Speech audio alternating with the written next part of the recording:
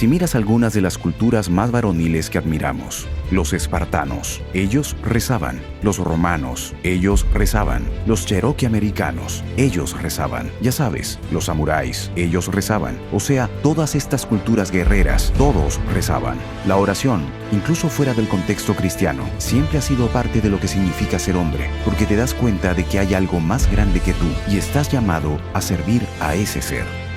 Muchos hombres se desaniman a orar. Piensan que la oración es para los débiles. Y después de todo, tienen ciudades que construir y compañías que formar y todo tipo de cosas por hacer, ¿verdad? El único lugar en el universo donde puedes tener un encuentro personal con Dios vivo es en el corazón humano.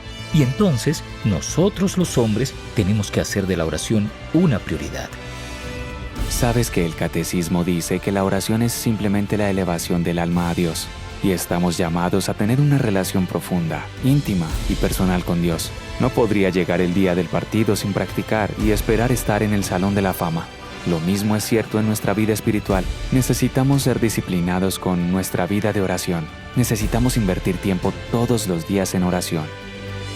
Últimamente, la oración es: tú eres Dios y yo no, y te necesito. Soy un pecador, necesito un Salvador. Soy débil, no sé qué hacer. Me desanimo. Señor, necesito lo que estás tan dispuesto a derramar en mí.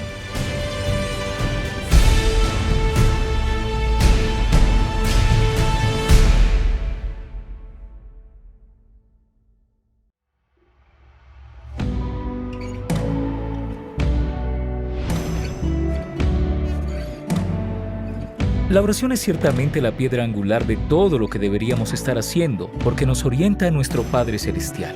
Los hombres pueden integrar la oración en su vida diaria de muchas maneras diferentes, y creo que este es realmente uno de los elementos críticos de lo que significa ser un hombre. Tenemos necesidad.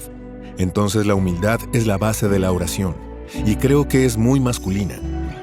Un hombre puede caminar con orgullo y decir: no necesito la ayuda de nadie. O un hombre, que creo que es la verdadera masculinidad, puede decir: sé quién soy en relación con mi Padre Celestial y mi Rey. Y voy a inclinarme ante Él. Y voy a mantener una conversación con Él y averiguar qué quiere Él que haga. La oración realmente puede ayudar a un hombre en medio de las luchas, los desafíos y las pruebas de la vida. Solo piensa en las cosas que un hombre puede enfrentar a diario. Necesita tener un timón, y la oración es realmente eso. No rezamos porque somos buenos ni porque somos santos. Yendo a la iglesia y orando y sometiéndonos al Señor, Él nos hace santos en el proceso. Así que se trata de entender el orden de las cosas y comprender cuál es la fuente de nuestra santidad. No es nuestro esfuerzo, y ese es probablemente el mayor obstáculo para que el Señor nos haga santos. Como padre, dar ejemplo de oración es realmente importante. No rezo necesariamente solo para dar un ejemplo a mis hijos, sino que Cristo me está invitando a una relación personal con Él y con su iglesia. Porque si solo actuamos de manera rutinaria, nuestros hijos lo saben y lo notan. De hecho, San Juan Pablo II dijo que su padre ni una vez le habló sobre el sacerdocio. Pero él dijo: mi hogar fue mi primer seminario. Y él dijo: tras la muerte de mi madre, su vida se convirtió en una plegaria constante. Él dijo: a veces me despertaba durante la noche y encontraba a mi padre arrodillado, de la misma forma en que lo veía siempre en la iglesia parroquial. Que simplemente vean su padre rezando, creo que es el testimonio más importante, no tanto lo que decimos, sino quiénes somos. Orar en familia es importante precisamente porque es el cimiento de la familia. Es importante que los niños escuchen a su padre rezar. Es importante que se den cuenta de qué tan importante es la oración en sus vidas. Dios es el autor del matrimonio. Entonces, hacer una pregunta como ¿cómo es que la oración fortalece al matrimonio? Pues es la fuente misma de la vida, es la fuente misma del amor. Si no rezo con ella, entonces, ¿qué estoy haciendo? Si no mantienes a Dios en el centro de tu matrimonio, es muy probable que falles. Permite una intimidad, un lazo que es aún más profundo. Y es por eso que los matrimonios donde hay oración permanecen juntos mucho más tiempo.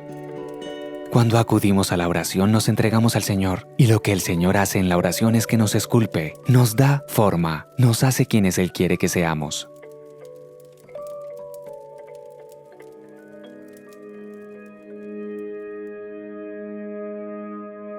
En la escuela primaria católica de Santa Rita, en Alexandria, no puedo decir que realmente tenía una vida de oración. Y luego terminé yendo a la Universidad de Bellarmine, en Louisville, y jugando básquetbol allí. Fui elegible para el servicio militar obligatorio en Vietnam. Entonces dijeron que tenía que presentarme. Mi pobre madre, ella solo veía tantas bolsas de cadáveres de hombres que regresaban. 59,000 murieron. Me quedé pensando, ya sabes, tengo que aprender a orar, porque podría morir allí, y solo necesito rezar por la ayuda de Dios. Vi un libro sobre el rosario y dije, voy a leer eso y comenzaré a rezar el rosario. Y eso fue lo que hice. Y empecé a acostumbrarme a eso, ya sabes. Incluso a meditar sobre los misterios. Me enviaron a una unidad mecanizada, como pequeños tanques. Realmente se necesitaba la gracia de Dios para poder superar eso. Uno solo puede aguantar hasta cierto punto. Uno ve hombres pisar minas terrestres que explotan justo frente a ti. Y luego el 21 de abril de 1968, durante la ofensiva del Tet, mi unidad de 6 hombres fue atacada por una unidad norvietnamita de 100 hombres. Nos estaban esperando y solo éramos 6. Y entonces uno de los soldados comunistas me disparó con un lanzacohetes. Estaba literalmente en un charco de sangre. Instintivamente solo dije, María, por favor ayúdame. Y sabía que me estaba muriendo. Y todos los otros habían sido asesinados excepto uno. Era un estadounidense polaco de Chicago. Y él me escuchó, se acercó y dijo, Finney, aguanta. E hizo todo lo que tenía que hacer para evitar que me desangrara. Y dije, si logro salir de esto con vida, voy a ir a agradecer a María por salvarme la vida.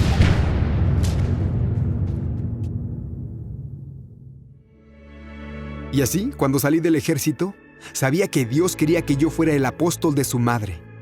Y luego comencé a ser entrenador y luego maestro durante muchos años para enseñar a los jóvenes el valor de la oración.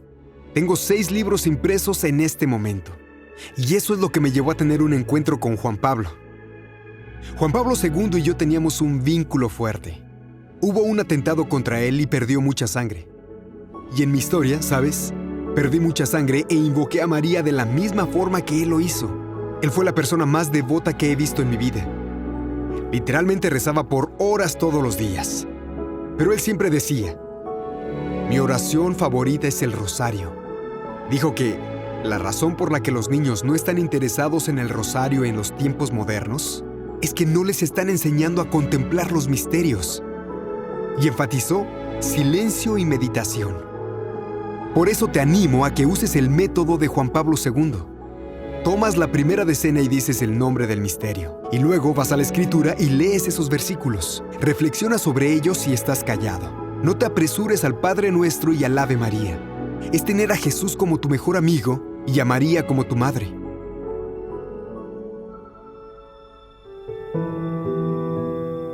Estaba enseñando en la escuela secundaria católica en Arlington y me hallaba incapaz de terminar los 40 minutos por completo. Mi voz simplemente se apagaba. Así que fui a un reumatólogo y me dijo, tienes el síndrome de Sjögren. Dije, nunca he oído hablar de eso. Él dijo, casi nadie ha oído hablar de eso. Dijo, es una enfermedad incurable. Es cuando los glóbulos blancos atacan los órganos de tu cuerpo y no hay nadie que pueda ayudarte. La sonrisa de María se dirige especialmente a las personas que sufren. Con su sonrisa, ella te ayuda a combatir tu enfermedad y a continuar. Juan Pablo siempre decía, pon todo en las manos de María y luego deja que ella se lo dé a Dios. Y así lo he hecho. Realmente no sé cuánto tiempo más tengo para vivir. Le he dado todo mi sufrimiento a ella. Dije, mamá, este es un regalo para ti. Por favor, dáselo a Dios. Entonces eso es lo que estoy haciendo.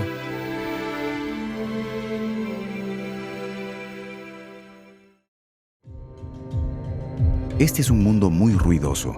Dios nos habla en la soledad. ¿Ves esto en Cristo?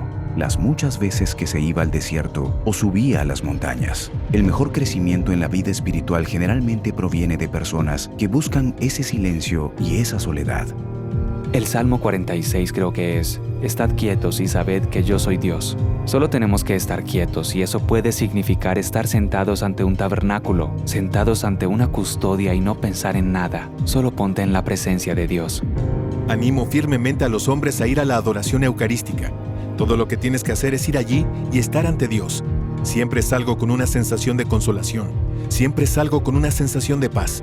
Cuando estás discerniendo algo en tu vida como hombre, no hay mejor lugar a donde ir que al silencio de la adoración eucarística. No para descubrir lo que quieres, sino cuál es la voluntad de Dios para ti. Parte de eso también es leer las Escrituras, leer sobre la vida de las personas que te han precedido, como los santos, cosas así. San Jerónimo dice: la ignorancia de las Escrituras es la ignorancia de Cristo. Entonces deberíamos leer los Evangelios y el libro de los Hechos, pero todas las Escrituras con regularidad. Benedicto XVI dijo que la nueva primavera de la Iglesia se producirá a través de la lectura de las Escrituras, y cuando las leemos, no se trata solo de aprender acerca de Jesús, se trata de conocerlo desde nuestros corazones. ¿Quién es Él realmente? Conocerlo como hombre.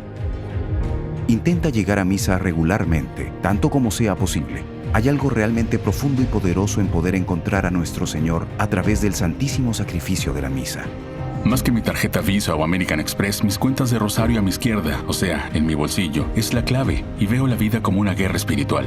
Son cuentas para la batalla, son como balas espirituales, y aún, si solo puedo terminar 2 o 3 Aves Marías, siento que, ¿sabes?, el diablo se agachará, si no es que huirá. ¿Sabes? Muchos santos han llamado al rosario un arma, pero es un arma contra el pecado, la muerte y el diablo. Ahora, no es como si pudieran sentarse allí y simplemente pasar por las cuentas y aburrirse. Es como David y Goliat. ¿Cuál es el Goliat que nos tiene tan asustado que tememos vivir nuestras vidas como hombres? ¿Son drogas? ¿Es alcohol? ¿Es pornografía? Y cuando comenzamos a vencer a los diferentes tipos de Goliat en nuestras vidas con el poder de la oración, entonces podemos comenzar a llevar todo en nuestras vidas al siguiente nivel. Porque cuando tu voluntad y la voluntad de Dios se unen, es cuando realmente eres libre de ser el hombre que Dios creó y te llama a ser.